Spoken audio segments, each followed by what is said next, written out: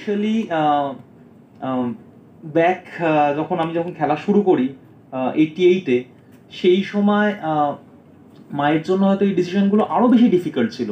মানে দাবা খেললে সত্যি কি চাকরিও হবে একটা, নোবডি নোজ। আর ফিল্মে কিছু ডায়ালগস আছে যেগুলো রিয়েল লাইফেও আমাকে ফেস করতে হয়েছে, যেমন দাবাতে টাকা দিতে হলে তো লুডোতেও টাকা দিতে হবে। আমি বলছি না কে এই ডায়লগটা দিয়েছিল বা কোত্থেকে শুনতে হয়েছিল, বাট লেটস জাস্ট সে খুব হায়ার অথরিটি থেকেই আমার শুনতে হয়েছে এগুলো।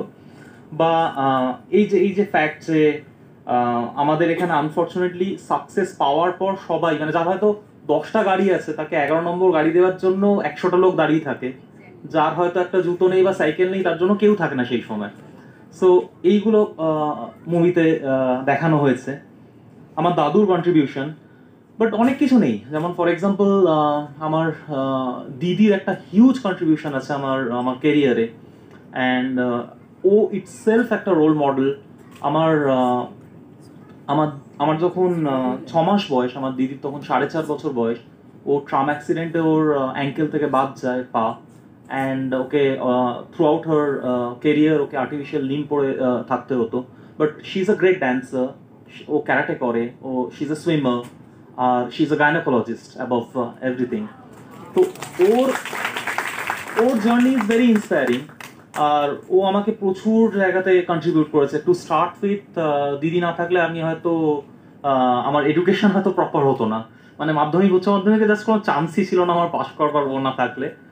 বাট যখন পথিকৃত এসে আমাকে বললো যে না শোনো, তোমার দিদির ক্যারেক্টারটা রাখা যাবে না, আই ওয়াজ সো আপসেট যে how could you do this, মানে then I cannot relate this movie. But then he made a point যেটা আমার জন্য ওই লজিকটাকে আমি ব্রেকই করতে পারলাম না। ও বললো দেখো, অডিয়েন্স যখন দেখবে, আমি একটা সিনে শুরুর দিকে দেখাবো যে একজন এরকম অ্যাক্সিডেন্টে পা চলে যাচ্ছে, অ্যান্ড দেন তারপর আমি সেই ক্যারেক্টারটাকে আমি আর সাইড ট্র্যাক করতে পারবো না, কারণ তাহলে আমাকে তার জার্নিটাও দেখাতে হবে যে সে কি করে ডাক্তার হলো। অ্যান্ড দেন আমি যদি সেই গোটা ব্যাপারটা দেখাই তাহলে আবার তোমার জার্নিটা দেখানো যাবে না।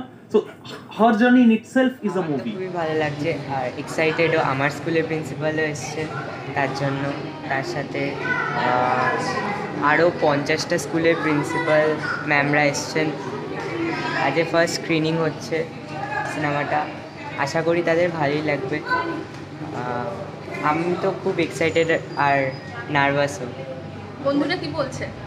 বন্ধুরাও তো খুব এক্সাইটেড, কবে দেখতে পাবে। 10 তারিখ সিনেমাটা আসছে, ওরাও দেখতে যাবে বলছে সবাই হলে। আজকে সূর্যশেখর নিজে স্বয়ং আসছে। হ্যাঁ, আরেকবার একটা আলাপ পরিচয় হতে চলেছে। কেমন লাগছে? মানে টেন্সড নিশ্চয়ই?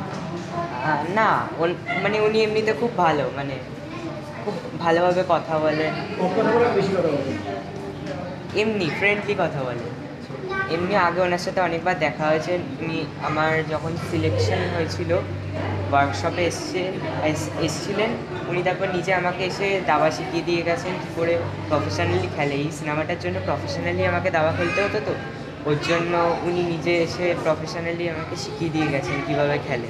এখন কতটা শিখেছো? এখন অনেকটাই খেলতে পারি। ছবি করার জন্য কি দাবা খেলার ইন্টারেস্ট বেশি বেড়ে গেছে? হ্যাঁ, প্রথম কথা বলতে চাই যে এটা দাবারও আমার ছবিটা আমার কাছে খুব স্পেশাল ছবি। কারণ প্রথম কথা হচ্ছে উইন্ডোজ, কারণ উইন্ডোজের হাত ধরে আমি প্রথম অ্যাসিস্ট করতে এসেছিলাম, মানে প্রায় 12-13 বছর আগের কথা। তো তারপরে ঘটনাচক্রে অনেক ছবি হয়, তো উইন্ডোজের সাথে আবার ছবি করা আমার কাছে একটা স্বপ্ন পূরণের গল্প। এবং দাবারও যদি ছবিটাকে হোলসামলি আমরা বলতে চাই, তো এটাও একটা স্বপ্ন পূরণেরই গল্প। মানে এটা এই গল্পটার ভেতর একটা মানে মধ্যবিত্ত বাড়ির উত্তরণের গল্প আছে, মানে একটা ছেলের উত্তরণের গল্প আছে। এবং মানে দাবা, এটায় যেমন দাবা যে স্পোর্টস, মানে যে জনরাটা আছে সেই স্পোর্টসটা ছাড়াও এর ভেতর আমরা অ্যাকশন ইনকর্পোরেট করেছি, এর ভেতর রোম্যান্স ইনকর্পোরেট করেছি, এর ভেতর ড্রামা ইনকর্পোরেট আছে। মানে এটা এই সিনেমাটার ভেতর একটা অসহায় দাদুর গল্প আছে, একটা মায়ের স্যাক্রিফাইসের গল্প আছে, একটা কোচের স্যাক্রিফাইসের গল্প আছে। তো wholesome it's a family entertainer. আজকে আমি খুব টেন্সড, কারণ আজকে একটা স্পেশাল স্ক্রিনিং চলছে এবং এই স্পেশাল স্ক্রিনিংয়ে আর কি 50টারও উপরে স্কুলের প্রিন্সিপাল এবং টিচাররা এসছে। ছবিটা দেখতে। তো প্রথম ফিডব্যাকের জন্য আমি বাইরে অপেক্ষা করছি এবং খুব টেন্সড, মানে আশা করছি। কিন্তু আমি ফার্স্ট হাফ হয়েছে এবং আমি মাঝে মাঝে গিয়ে দেখছি আর কি, যখন যেখানে কমেডি সিনস চলছে সেখানে লোকে হাসছে এবং যেখানে ইমোশনাল সিন চলছে সেখানেও লোকেদের রিয়্যাক্ট করতে আমি দেখছি। তো খুব আশাবাদী আমি ছবিটা নিয়ে। আগামী আর কিছু দিনের অপেক্ষা, 2-3 দিনের, আর 3 দিনের অপেক্ষা, এবং 3 দিন পরই 10ই মে মুক্তি পাচ্ছে দাবারু। তো গরমের ছুটিতে মানে এই ছবিটা 8 থেকে 80 সবার জন্য বানানো একটা ছবি, এবং এইটুকুই বলবো দর্শকদের যে 10ই মে ছবিটা আসছে। গরমের ছুটিতে হলে গিয়ে ছবিটা দেখুন, এবং ছবি যদি ভালো লাগে আপনাদের আত্মীয় স্বজন, বন্ধু বান্ধব সবাইকে বলুন হলে এসে ছবি দেখতে। খুব ভালো লাগছে। আমি খুব কিউরিয়াস যে যারা দেখছে তাদের রিয়াকশান কীরকম হয়, কীরকম লাগলো। আমি নিজে দেখেছি আগে, সো খুব কিউরিয়াস যে তাদের মুখ থেকে শুনতে যে কেমন লাগলো। একটা অভিনব কিন্তু প্রমোশন, মানে বাচ্চাদের মধ্যে দাবার প্রতি একটা আগ্রহ জন্মাচ্ছে এই প্রমোশনের দ্বারা, কি বলবো সেখানে? খুব ইউনিক। আর এইটা ইম্পর্টেন্ট নয় যে এই সিনেমাটা দেখে কজন দাবা খেলা শুরু করছে বা কতটা চেস পপুলার হচ্ছে, হুইচ ইজ বোনাস। বাট আমি আশা করবো এই মুভিটা আরও অনেক মেসেজ দেবে, যেটা লাইফের বিভিন্ন ক্ষেত্রে কাজে লাগবে এবং খুব জেনারেল হেল্প করবে। It's uplifting movie, it's very motivating movie. তো আশা করি সবাইকে ভালো লাগবে। আর যে খুদে তোমার চরিত্রে অভিনয় করছে তাকে কেমন লাগবে? ভীষণ ভালো। ফার্স্ট দিন যখন দেখেছিলাম দুজনকে, মানে ছোট এবং বড় দুটোকেই, ওরা তো মানে ইভেন চেসের প্রপার মুভগুলো, মানে আমি বলছি না যে রুলস, বাট একটা মুভ কী করে এক্সিকিউট করতে হয় সেটাও ওরা জানতো না। তো ওরম হাতে ধরে শেখানো হয়েছিল।